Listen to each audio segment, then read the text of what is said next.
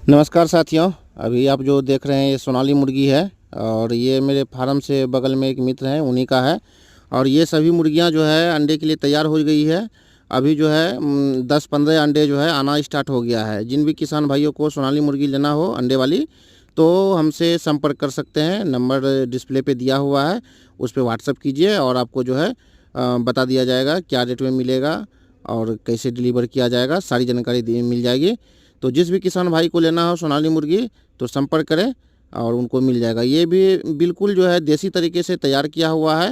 ये देख रहे हैं, अभी इनको जो है पत्ता गोभी दिया गया है खाने के लिए और शाम के समय जो है इनको दाना दिया जाता है। जो भी चैनल पे नए